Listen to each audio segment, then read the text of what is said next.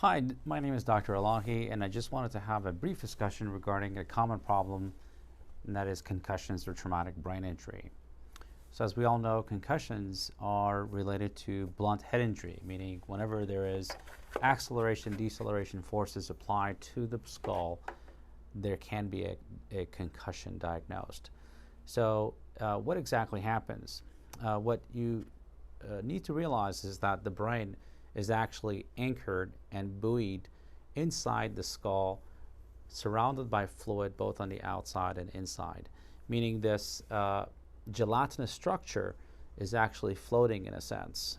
It's attached to the bony surface through ligaments, including the arachnoid villi and dentate ligaments, but essentially it is floating inside the skull. So imagine if you have a sudden acceleration, deceleration force applied to the brain or the head.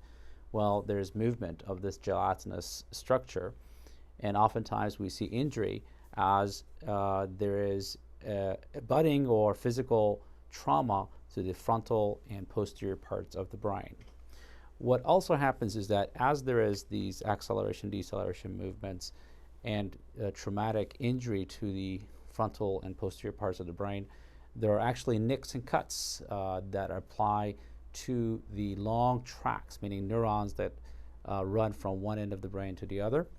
And in fact, you can see that on certain types of MRI imaging where you see literally dissection of certain fibers.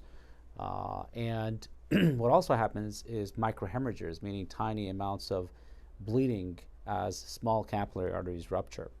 So the typical signs and symptoms of concussion include trouble with thinking, attention, headaches, mood changes.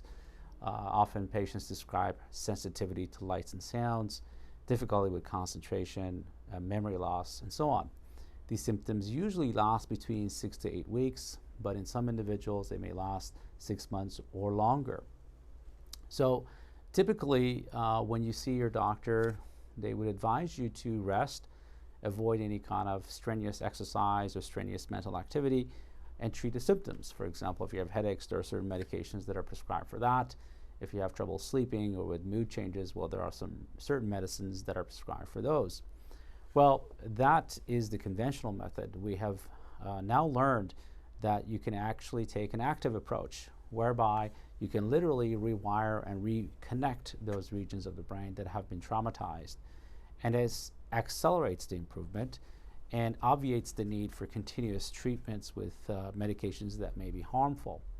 For example, there have been clinical trials using a device called TMS, transcranial magnetic stimulation, whereby the different parts of the brain that have been recognized to be traumatized are actually stimulated with tiny electrical shocks delivered usually under MRI navigation or with precise measurements. And so based on the clinical trials, we've applied this treatment on various patients, on numerous patients, and have seen significant improvements. So no longer do we have to think of concussions as a wait and see approach where you just wait and see if the symptoms go away.